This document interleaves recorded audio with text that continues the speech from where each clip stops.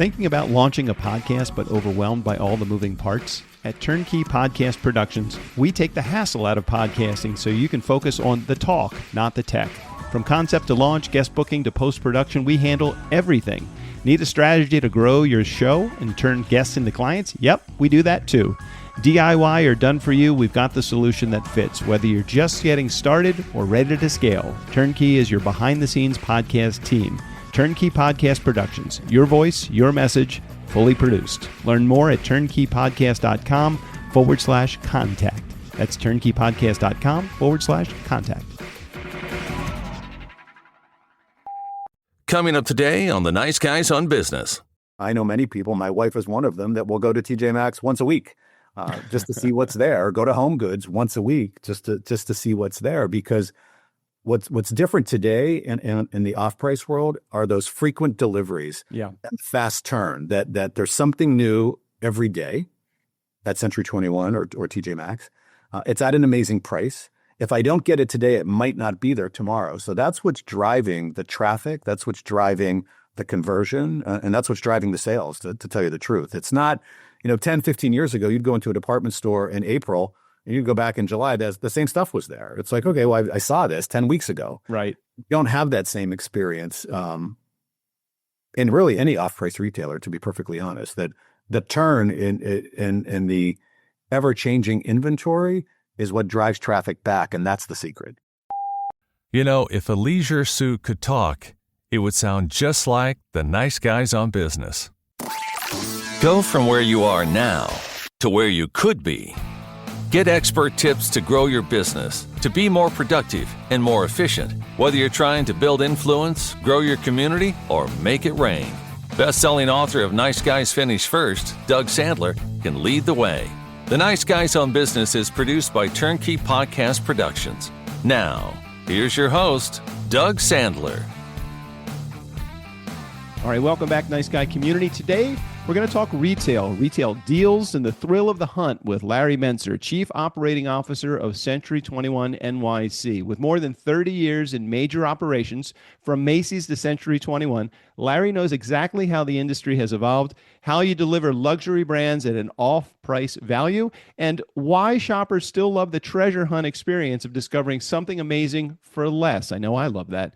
Today, we're diving into the retail leadership, how it really works, and the behind-the-scenes look, how brick and mortar and e-commerce balance each other, and why a great shopping experience still feels a little bit like New York magic. Larry, I'm excited to chat with you. Welcome to the podcast. No, I'm excited to be here. Thanks for having me. It's always great to talk about New York and about retail and the journey really from pre-COVID to post-COVID and how different the retail world is, specifically in New York. Oh my gosh, and it completely reshaped your organization as well. You have the one big location, correct? Yeah, we're down to one store at the moment. Pre-COVID, we had 15 stores and a website. We're doing about $1 billion in sales. We've been in business since 1961. Lived through the whole disaster on 9/11, being right across the street from the World Trade Center. Wow. And really, bounced back after that. It was a big challenge for our company. And really had felt like we had hit our stride until COVID came in and was just such a major disruptor to us. And we're very heavily dependent on tourism in New York specifically. And a large amount of our stores were in the New York metro market. And it just became not survivable. But from the day we closed, we knew we would reopen. And we reopened shortly after we closed for COVID. And we're now down to one store and rebuilding the brand. So Larry, over 30 years, so much has changed. I mean, technology has probably changed the entire face of your business. Is there other epic changes, or maybe technology is the thing that we plant our stake in here, just to talk about how things have changed the way that people are shopping for fashion today? Well, without a doubt, technology has dramatically changed, shifted, upended retail. Starting with e-com, 15 years ago, but today with, AI coming at us full speed and we don't fully understand it, I think is a big challenge for us. But things that we do understand and we're reacting to, the biggest one is really social media, and how that has changed how people shop, why they shop. Influencers and celebrity influencers really now set the trend for business, and they've become the voice for a lot of brands and a lot of what people are shopping for today. And I think accessibility, which is also driven by technology, that today, whether it's through e-com or just a quick Google search, anything is available to anyone at any moment.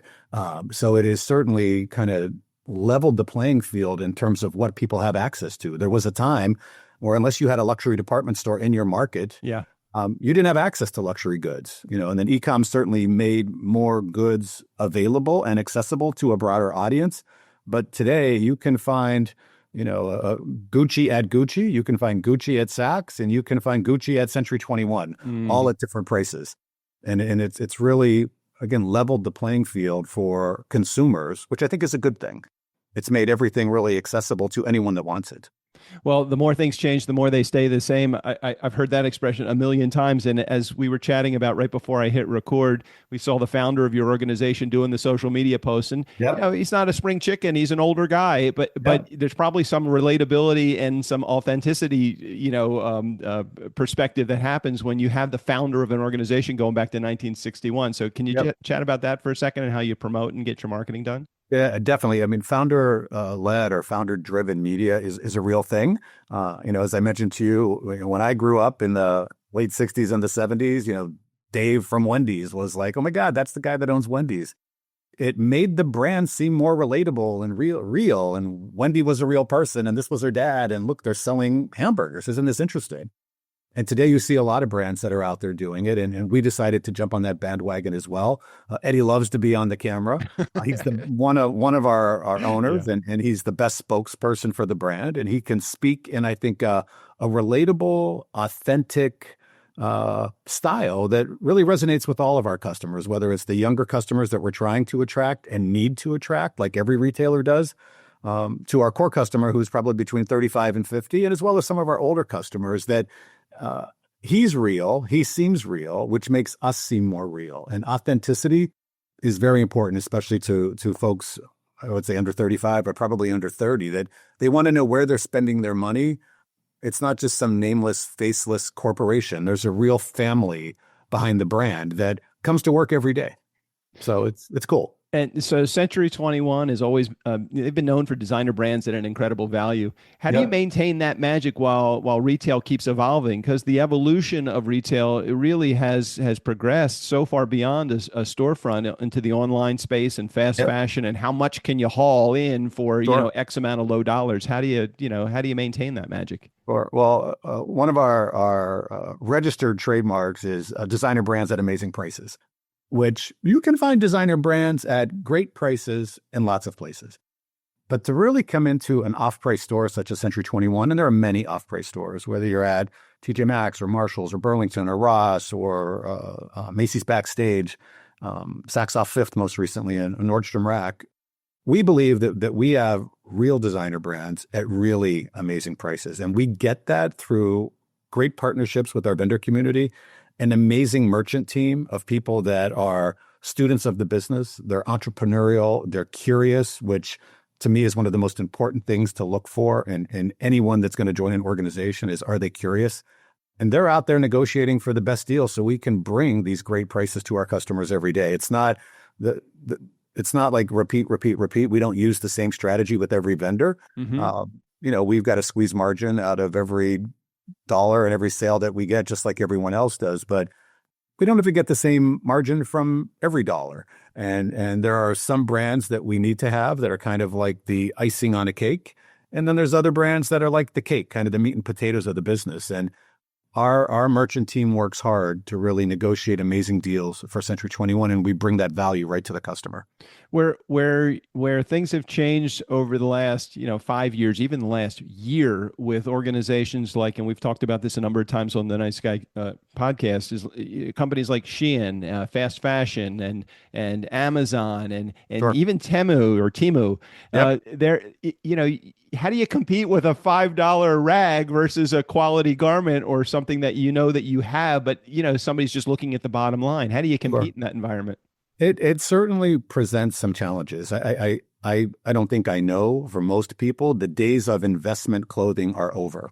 There was a time when you would buy a winter coat and you would spend a couple $100s on it and you think, okay, I'm going to have this coat for 5 years. today people buy a puffer jacket for $39.99, and if they lose it, they're like, "Yeah, whatever." Right. Who cares? It was $30. It does make it harder. There is a customer out there though where brands still matter, and the brand could be Temu or it could be Prada. But there still is a status customer out there where I think brands still matter. And while they may not want to invest in clothing, shoes, outerwear, it's a badge, if you know what I mean. Like, do you need a $300 coat or do you need a $30 coat? You really just need a coat to stay warm. But for a lot of people, those badges that we all put on ourselves, those labels, like a Stanley Cup is a badge. Do you need a giant sippy cup? No, you really don't. But it's important to some people. And I think brand names, whether it's Levi's, which is certainly an accessible brand, is probably more desirable than some no-name private label jean from some other department store. Like people want to be different just like everyone else. They want to fit in. They want to have what everyone else has. So I do think brands will always be important. I think some of these fast fashion companies, whether it's Zara, H&M, Forever 21, Shein, they serve a similar customer. People now today drive or dress in a high-low way. I might have on a pair of pants that I got at a thrift shop and they were vintage, and I paid $10 for them, but I'm wearing, a Prada shirt with it. It's part of the look. Right. So I do think people shop in multiple channels now. I don't think there's a department store customer and a discount customer and a specialty store customer. I think today, because of technology, which you mentioned at the beginning, has kind of leveled the playing field.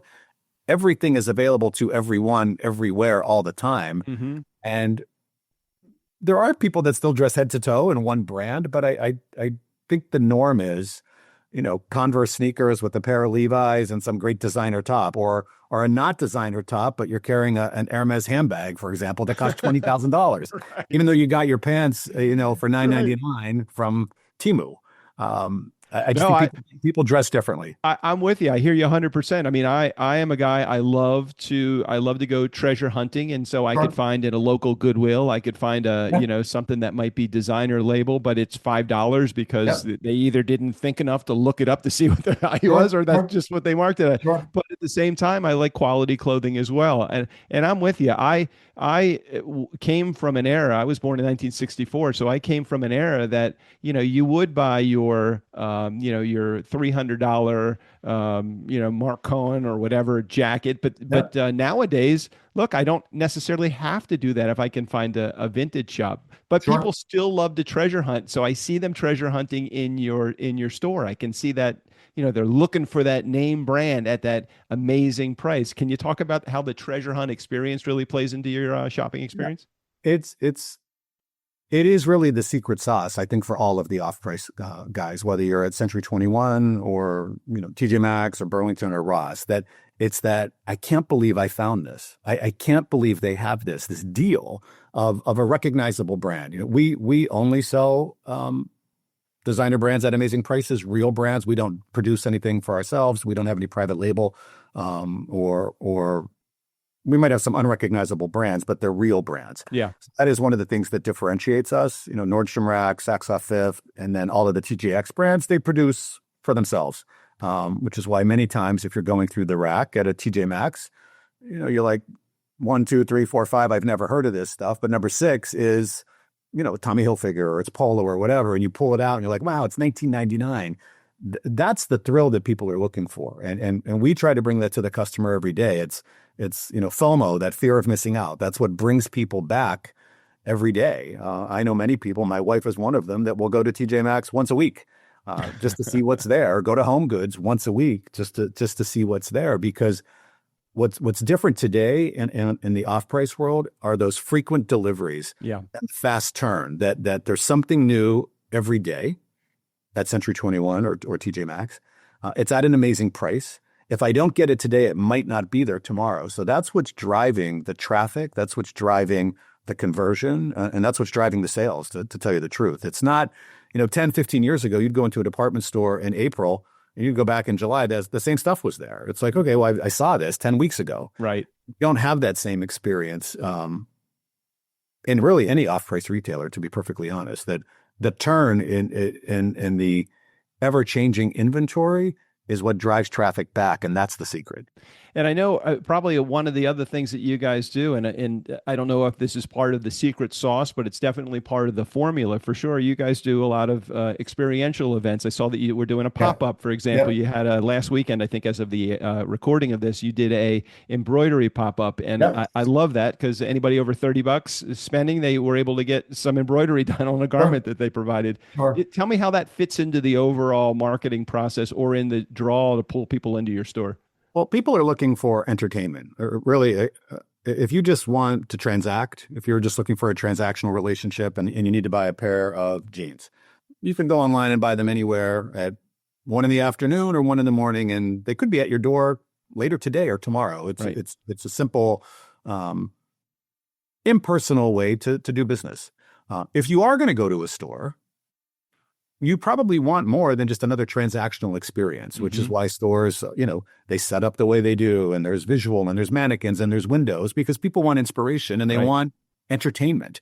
And a lot of these in-store events that we do and many retailers do are part of that, creating entertainment, something to do, something unique. It's personal. I can buy a gift for someone. I can get you a cashmere sweater that you could get anywhere, or I could get one that has your name on it. So now it's personalized.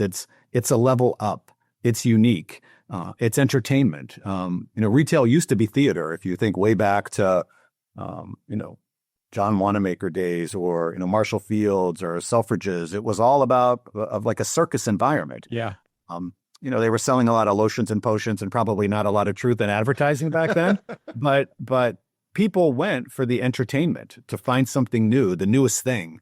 And that's really what a lot of these in-store events do. And I think it works in every kind of retail. If you go to Costco, the whole food sampling thing is about, trying to show you something new, to engage you, to have a conversation. And we're doing the same thing, whether it's with the embroidery, we do a lot of engraving. We have little food pop-ups. We partner with other local retailers and partnerships and stores and restaurants around the downtown New York area to come in and give our customers something more than just a transactional experience, which they could get at home, quite honestly. So I'm 27 or 2,800 miles away from you, but my kids are not too far from you. My son, who's just turning 30, lives in Brooklyn, and my daughter lives in Manhattan near Times Square. And I haven't been into one of the stores, into your store personally, but for someone who hasn't been there yet, what makes the shopping experience a little bit more unique? And you just mentioned a few of the things by you doing your pop-up experiences, but what does make that shopping experience feel more unique? Well, one of our three uniques is that we think, and our customers tell us, that we are the New Yorkiest store in New York. And I know that's not really a word, but we've been part of the fabric of New York since 1961. We've experienced all the ups and downs in New York, whether that was, 9/11 or COVID or, anytime there's a crisis on Wall Street, which is a lot lately. We're right downtown. And I think there's something familiar about Century 21 to people in New York. But when you come into our store, it's fast, it's different, it's urban. It's FOMO in real time. You see people with basketfuls of merchandise, which you really don't see in other stores. It's not unusual to see, we have a lot of international visitors in our store. So you hear a lot of different languages, and we have an amazing luggage business because a lot of international travelers will come to New York and buy a suitcase and fill it up. Like, you don't see that happening in other stores because, that maybe the exchange rate works in their advantage, but we have the brands that people want. It's not just more stuff. And there is, at the moment, there isn't another one. If you're in New York and you're shopping at Macy's, well, Macy's has 500 stores. There's probably one in your hometown. Right. So that being said, you should go to Macy's when you're in New York as an ex-Macy's person. It's an experience. But if you miss it, you probably have one wherever you live. You don't have another Century 21. And even when we had 15 stores, they were all in New York with the exception of one in Florida. So, we were born in New York. We live in New York. We now have New York in our name at Century 21 NYC. We used to be Century 21 Department Store, which is not a good phrase any longer. But when we reopened post-COVID, one of the differentiators was that we wanted to lean into our heritage, and that's that we were born in New York. Our founders were New Yorkers. Our current owners, who are the second generation of the founders, still live in New York. They're in our marketing. It's real. It's authentic. And we try to bring a little bit of New York to life in our store every day. Are you and your buyers? I'm assuming there's got to be some sort of operational challenges to getting those brands sometimes in your store because they know that you're going to deliver them at an amazing price, Sure. and maybe that will, maybe tick off a little bit some of the bigger retail establishments. How do you deal with that? The operational challenges of delivering these luxury brands. Yeah, we have different agreements and different deals with different vendors. You know, no one is forced to sell us. They want to sell us because they know that we will present their merchandise in an elevated way. Our stores, I believe you have to be ready for the customer every day. And part of being ready for the customer is having a neat, clean store. There's no excuse to have a store, no matter what you're selling, not be ready for the customer. I always say to folks, I live in Florida now, but I am in New York every other week. And I constantly tell them, don't get ready for me. I'm not buying anything. Be ready for the customer every day. That's the magic, that when he or she walks in, that the environment is ready to shop in, like it's ready for business. So I do think that, making that commitment to our vendors who sell us, that we will present your goods in the most elevated on-brand way we can for Century 21. So I think that's important. There are some brands where we don't sign them in the store. They're happy to sell us, but they don't want to draw any extra attention to themselves. So we won't put their brand name on our wall or on our signs. There are other vendors that are happy to sell us, but they would rather we didn't mention it in marketing. We could show it, but don't talk about it. So we respect those asks all the time, because while they're happy to sell us, we're happy that they sell us. And if we're selling a brand at that's ticketed at $120 and we're selling it at $69.99 downtown, and you could go to Midtown and find it at another department store at $120, that could potentially be a problem. So we honor those asks from all of our vendors, and always try to act with the highest level of integrity that we can, and protect the relationship and protect the brand. So it's a challenge. In full technology environment that we're in right now, AI obviously being a big part of that, online shopping, Shopify experience, everybody putting, it's basically if they're shopping and they don't want the personal experience that they could get at your store, they're shopping online. How do you balance physical retail stores, the physical retail store with e-commerce in today's environment? How do you make that happen? Yeah, we had a very robust website pre-COVID. It wasn't our number one store, but it was, in the top 5. Launched it in 2011. Felt like we needed to be there because that's where the customer was. And in addition, it's a great marketing tool, if nothing else. So, having a website that people can go to and learn more about the brand and transact is a good thing. It was very difficult for us, as an off-price retailer. We do work on much tighter margins. It's hard to offer free shipping. It's hard to offer free returns. It's hard to do all of the production work that's required, because as an off-price retailer, the way we buy goods and the way we get a deal is we do all the work. So we got to take the picture, write the copy, the spec copy, all of it has to be done. And that all obviously drives up an expense. It's difficult to generate a profit at our reduced margin. And I think you see that with, Burlington does not have a website. Primark does not have a website. Saks Off Fifth, who recently, went through their own challenges with the Saks Global, bankruptcy. The first business they closed was the website for Saks Off Fifth, because it's challenging. And you want to be there for the customer because that's where they are. And it's important that you meet the customer where they are, but you've also got to make money, or else there's no reason to do this. So we do have a website today, c21stores.com. It's an informational website. We try to provide some services there, information there, similar to what Burlington and Primark are doing, because that usually for most customers is their first stop.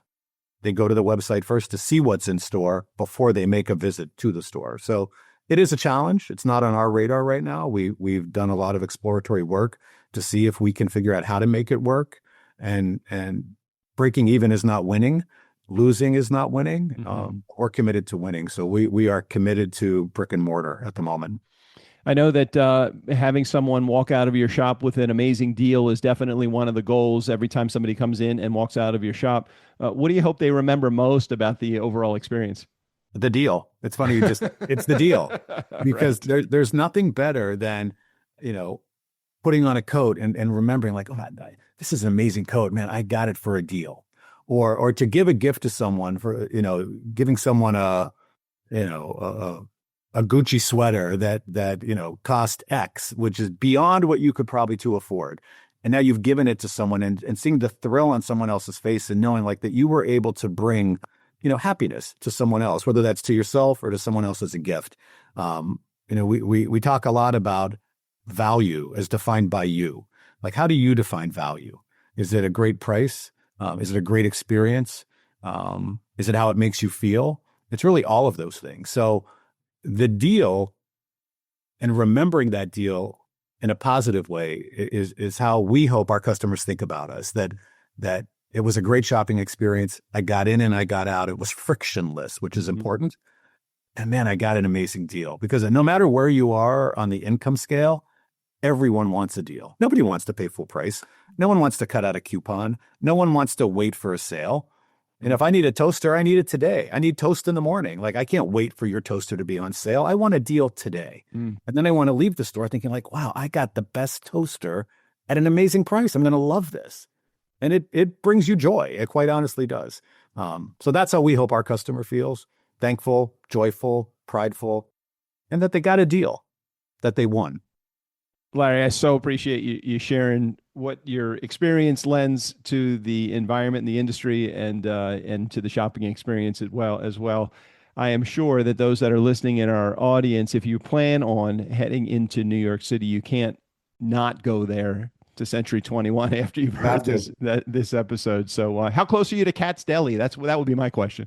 Not close. What's the closest deli to you? I need a good matzo ball soup or a corned beef sandwich. Where can I get one close by the shop? Midtown somewhere. Sadly, no place downtown. I'm trying to think. I'd get you good pizza.